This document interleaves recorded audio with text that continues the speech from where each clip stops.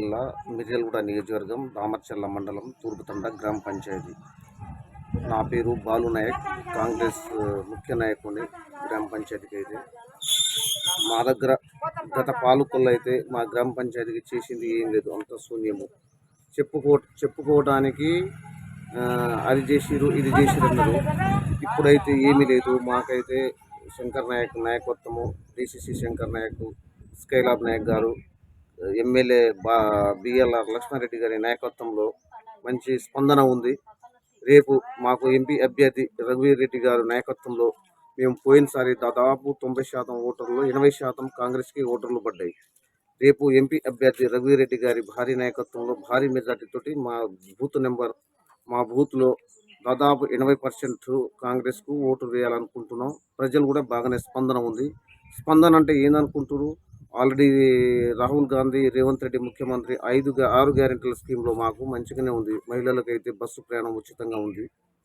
మరియు ఈ గ్యాస్కు అయితే కరెంటుకి అయితే 0 బిల్లు ఆల్రెడీ వస్తుంది. మాకు చాలా సంతోషం. గత పాలకుల విషయాలు చూస్తే కరెంట్ బిల్లు అయితే బాగానే ఉండేది. ప్రతి నెల బిల్లు అడగటానికి మాకు వచ్చింది. ఇప్పుడు రేవంత్ నెలలో బిల్లు రావడం వల్ల మా ప్రజలకు అయితే అంత మంచి సమ్ముఖం.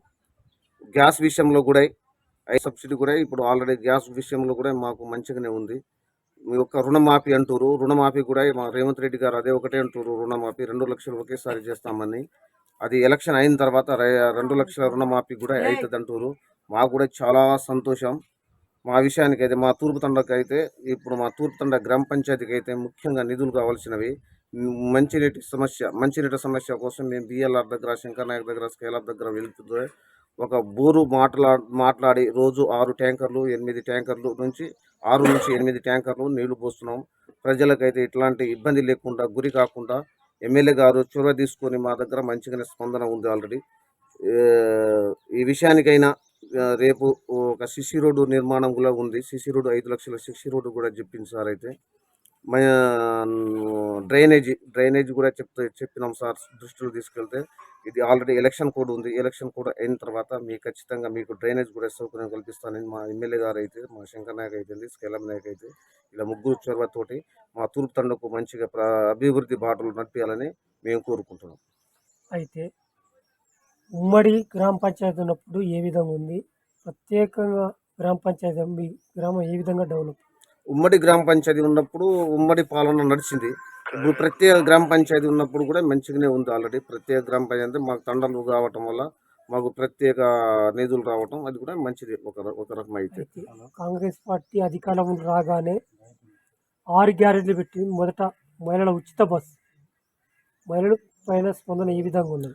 మహిళలు అయితే ఆల్రెడీ 6 గ్యారెంటీలు ఉచిత బస్సు అయితే ఫస్ట్ అందరూ మహిళలు సంతోషంగా ఉన్నారు. మేము మిరవడం నుంచి ఒక ఆటోకి ఎక్కాలన్నా 50 రూపాయలు 60 రూపాయలు ఛార్జ్ అయ్యేది. మిరవడం పోవాలంటే, దామర్చెల్ల పోవాలంటే కూడా ఇబ్బంది అయ్యేది. అయితే మహిళలు చాలా సంతోషంగా ఉన్నారు. ఉచిత బస్సు వల్ల చాలా సంతోషంగా ఉన్నారు మహిళలు అయితే. అయితే కాంగ్రెస్ పార్టీ 6 గ్యారెంటీలు ప్రజలకు ఏ విధంగా మోటివేషన్ చేస్తారు? మీరు ప్రజాపాలన పైన ప్రజా స్పందన ఏ విధంగా ఉంది? మాకు కూడా అంతకు ముందు కేసీఆర్ ప్రభుత్వంలో మీకు ఇల్లు ఇస్తా అని చెప్పి మాయ మాటలు చెప్పి ఇప్పుడు వరకు అయితే ఇల్లు లేదు, ఏమీ లేదు. మేము రేవంత్ రెడ్డి పాలనలో అయితే మేము కొన్న ప్రజా పాలన ఇచ్చినప్పుడు ఎక్కువగా ఇల్లు మీద దృష్టి. తర్వాత ఈ మన రైతు రుణమాఫీ 2 లక్షలు, ఇవి అయితే మేము ముఖ్యంగా రైతులు కావాల్సినవి. అయితే గత కాంగ్రెస్ ప్రభుత్వంలో ఇందిరమ్మ ఇండ్లు ఎన్ని వచ్చినాయి? బీఆర్ఎస్ పాలనలో మీ గ్రామానికి ఎన్ని డబల్ బెడ్రూమ్లు ఇచ్చారు? గతంలో అయితే 9.5 సంవత్సరంలో కేసీఆర్ ప్రభుత్వంలో అయితే ఒక్క ఇల్లు కూడా లేదు మా తూర్పు తండకు. అయితే ఇందిరమ్మ ఇల్లు కట్టించుకున్నారు. కానీ 9.5 తర్వాత తండ్రి నుంచి కొడుకులు వేరుపడ్డారు కాబట్టి కొడుకులకు ఇల్లు లేక చాలా ఇబ్బందులు పడుతారు. ఆ కొడుకుల కోసమే ఇప్పుడు ఇల్లు ముఖ్యంగా కావాలి మనకైతే. ఎన్ని వచ్చినాయి మీ గతం కాంగ్రెస్లో అయితే ఎన్ని కట్టించుకుంటే వాళ్ళకి అన్ని ఇల్లు ఇచ్చారు ఆల్రెడీ. అయితే అంత నోటెడ్ లేదు, అంత ఐడియా లేదు ఎంత ఇచ్చారు. కానీ ఫస్ట్ అయితే ఎవరు కట్టించుకున్న వాళ్ళకైతే ఇల్లు అయితే పక్కా వచ్చినాయి. కానీ ఇప్పుడు ప్రజెంట్ వాళ్ళ తండ్రి నుంచి కొడుకులు వేరుపడ్డారు కాబట్టి రేషన్ కార్డులు కూడా మెయిన్ ముఖ్యం. రేషన్ కార్డు కూడా ఇప్పుడు వరకు మాకైతే లేదు. ఈ రేషన్ కార్డు కోసం మేము ఎంఆర్ఓ సార్ దగ్గర దరఖాస్తు కోసం పోతే ఇది రేషన్ మన ఎలక్షన్ కోడ్ ఉంది, ఎలక్షన్ కోడ్ అయిన తర్వాత చూద్దామని చెప్పారు. గత బీఆర్ఎస్ పాలనలో ఒక్క ఎకరం కూడా ఎండిపోలేదు.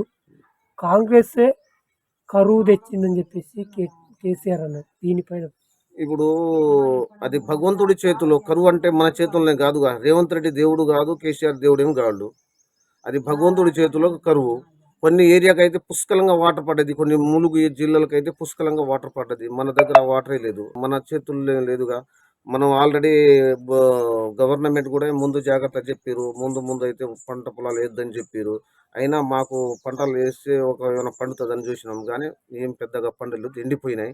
కానీ అది వర్షం వల్ల మన చేతులు లేదు కదా, అది పైన భగవంతుని చేతులు వర్షాలు పడటం అంటే. అయితే గత బీఆర్ఎస్ పాలనలో మీ గ్రామం ఏ విధంగా డెవలప్ అయింది? ఏమీ లేదు బీఆర్ఎస్ ప్రభుత్వంలో అయితే. మా అంతకుముందు గత ఎమ్మెల్యే అయితే మాకు 135 survey number, 63 survey number, 190 survey నెంబర్లు ఎన్నోసారి అప్లికేషన్ ఇచ్చినాం మేము. అయితే మాకు పట్టాల కోసం, అసెంబ్లీ ల్యాండ్ పట్టాల కోసం పోతే ఆయనకు ఏం పట్టించుకోలేదు ఇప్పటి వరకు అయితే. మా తూర్పు తండాకైతే యాదాద్రి పవర్ ప్లాంట్ కింద కొన్ని ఎకరాలు పొలాలు పోయినాయి. ఎకరం ఉన్నోళ్ళకు అరెకరమే వచ్చింది, 2 ఎకరాలు ఉన్నోళ్ళు ఎకరమే వచ్చింది. కానీ ఇప్పుడు వరకు అయితే రూపాయి ఇవ్వలేదు. రైతులు ఆల్రెడీ ఎదురు చూస్తున్నారు, మాకు యాదాద్రి పవర్ ప్లాంట్ కింద భూములు పోయిన వాళ్ళకి డబ్బులు కావాలని ఎదురు చూస్తున్నాము. అది అయితే ఎమ్మెల్యే గారైనా శంకర్ నాయక్ గారైనా మాకు 135, 63, 190 సర్వే నెంబర్లు మాకు పట్టలు ఇవ్వాలని మేము కోరుతున్నాం. ఫస్ట్ అయితే ధరణి పైన రైతులు ఎలాంటి ఇబ్బందులు పడుతున్నారు సార్? మా ఊళ్ళో దాదాపు 5-6 అప్లికేషన్ ఇచ్చినాం మేము ఎంఆర్ ఆఫీస్. అసలు ఇప్పుడు వరకు ఆ ధరణి వల్లనే మాకు పట్టాలు ఎక్కకుండా మిషన్లోనే ఇచ్చినాం ఆల్రెడీ. ఇప్పుడు దాకా ఏం కావాలి, అది ధరణి తీసేసి పట్టాలు ఎక్కియాలని మేము ఆలోచిస్తూ చెప్తున్నాం. అయితే గత పాలనలో మేడిగడ్డ కూలింగ్, కాళేశ్వరం, ఇప్పుడు కాంగ్రెస్ వాళ్ళు దాన్ని అధికారంలో రావడం వల్ల మమ్మల్ని బదనం చేయాలని చెప్పేసి మాట్లాడుతున్నారు. దీనిపైన మేడిగడ్డ విషయం అయితేంది, కాళేశ్వరం ప్రాజెక్ట్ అయితేంది, ఆల్రెడీ జనాలు అందరూ లైవ్లో చూసిరు. రేవంత్ రెడ్డి పోయి మీడియాకు డైరెక్ట్ చూపిస్తే అది తెలిసిపోతుంది. ఆల్రెడీ ఎవరు తప్పిందో, తప్పు చేసింది ఎవరు, తప్పు చేయింది ఎవరు ఆల్రెడీ జనాలే చూసిరు. లైవ్ లో కూడా మన మీడియా వాళ్ళు కూడా లైవ్ లో చూపించారు ఆల్రెడీ.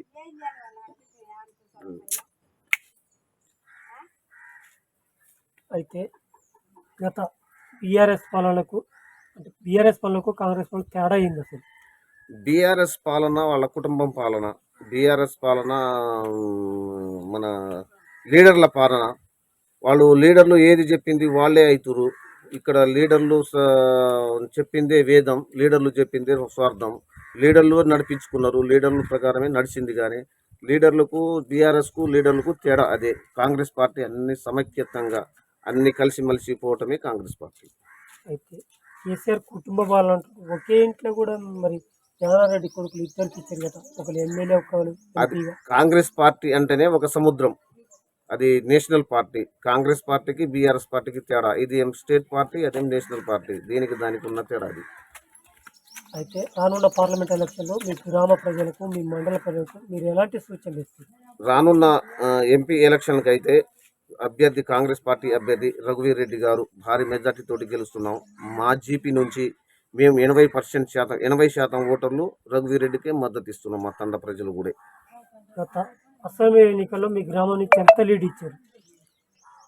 వాళ్లకు అసెంబ్లీ లీడర్లకు మా గ్రామ పంచాయతీకి 1190 ఓటర్లు పడ్డాయి. మొత్తం 1250 ఓటర్లు 1190 ఓటర్లు ఉన్నాయి. 1190లో మాకు 600 చిల్లర పడ్డది ఓటర్లు. అంటే 80% మాకే ఓట్లు వచ్చినాయి. భాస్కర్ రావు గారు మాజీ ఎమ్మెల్యే ఓడిపోవడానికి ప్రధాన కారణం ఏంటి? ఆయనకు అహంకారం ఎక్కువ. ఆయన దగ్గర మేము పోయినప్పుడు కల్లా మా పట్టాల గురించి అడిగినాం. ఫస్ట్ అయితే 135 అసెంబ్లీ ల్యాండ్లో పట్టాలు ఇవ్వాలని మేము ప్రతిసారి కోరినాం, ప్రతిసారి లేఖ రాసి ఇచ్చినాం. 135, 63, 190 ఈ 3 సర్వే నెంబర్లో అయితే మాకు ఇలాంటి ఇప్పుడు వరకు అయితే రైతు బంధు పొందలేదు. మేము రైతులను చాలా ఇబ్బందులు పడుతున్నాం సార్, మాకు ఖచ్చితంగా పట్టాలు ఇవ్వాలని ప్రతిసారి లేఖలు అయినా ప్రతిసారి అడిగినప్పుడు కల్లా ఆయనకు ఏం పట్టించుకోడు, కాగితాలు ఇచ్చి తీసుకుంటాడు, పక్కన ఇచ్చేస్తాడు. ఇప్పుడు వరకు మాకు రైతు బంధు లేదు, మాకు పట్టాలే లేదు అసలు. అయితే గత బీఆర్ఎస్ పాలనలో ప్రవేశపెట్టినటువంటి పథకాలు, కాంగ్రెస్ ప్రవేశపెట్టినటువంటి పథకాలకు తేడా ఏంది అసలు? ఇప్పుడు రైతు బంధు అంటారు, అది మంచిదే. బీఆర్ఎస్ ప్రభుత్వం అది ఏమి అనట్లే, అది రైతు బంధు మంచిదే. ఇప్పుడు కేసీఆర్ గారు ఎకరానికి 10,000 అన్నారు. మా రేవంత్ రెడ్డి గారు 15,000 అంటారు. ఆ 15,000 ఒక 5,000 రూపాయలు ఎక్స్ట్రాగా రైతుకి అయితే కాబట్టి 15,000కు చూసి ఓటేసినాం. అలా తేడా ఏంది?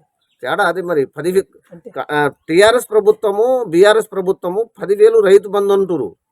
కాంగ్రెస్ ప్రభుత్వం 15,000 చెప్తురు. 15,000 చెప్తురు కాబట్టి 5,000 ఎక్స్ట్రా ఉంది రైతు కాబట్టి అందుకని రైతు బంధుకు 10,000 పక్కన పెట్టి 15,000లోకి ఓటేసినాం. అయితే మీకు మిషన్ భగీరథ వాటర్ వస్తున్నాయి మీ గ్రామానికి? మిషన్ భగీరథ వాటర్ వస్తుంది. పొద్దున ఒక గంట, సాయంత్రం ఒక పూట గంట వస్తుంది. వాటర్ అంతా ఎప్పుడు అంత సరిగా లేదు. ఒక గంట అది అంత వాడికేం లేదు. మంచినీళ్ళకు 2 క్యాన్లు వస్తున్నాయి. ఆ మంచినీళ్ళ వరకు తిరుగుతుంది. రైతు బంధు బలిదని రైతులు ఆందోళన చేస్తారు. అయితే ఐకేపీ సెంటర్లు పెట్టలేదని చెప్పేసి ఇక్కడ మా దగ్గర అయితే మిర్యాలగూడ మిల్లర్స్ దగ్గర కాబట్టి మాకు ఐకేపీ సెంటర్ ఏమేమి అవసరం లేదు. మేము సన్నాల ఊర్లో వేసినాం. ఇది జేఎస్ఆర్ హెచ్ఎంటీ రకాలు వేసినాం. మేము పోగానే మిల్లుకు వేసి దగ్గర ఐకేపీ సెంటర్ అయితే మాకైతే అంత అవసరం లేదు ఇక్కడైతే. ఒకవేళ పార్టీ ఆదేశిస్తే సర్పంచ్గా పోటీ చేస్తారా? పార్టీ బిఎల్ఆర్ ఎమ్మెల్యే బిఎల్ఆర్ గారి ఆధ్వర్యంలో, శంకర్ నాయకు స్కేలంనారి గారి ఆధ్వర్యంలో ఖచ్చితంగా వాళ్ళకు నాకు టికెట్ ఇస్తే ఖచ్చితంగా పోటీ చేసి భారీ మెజార్టీతో గెలుస్తాం.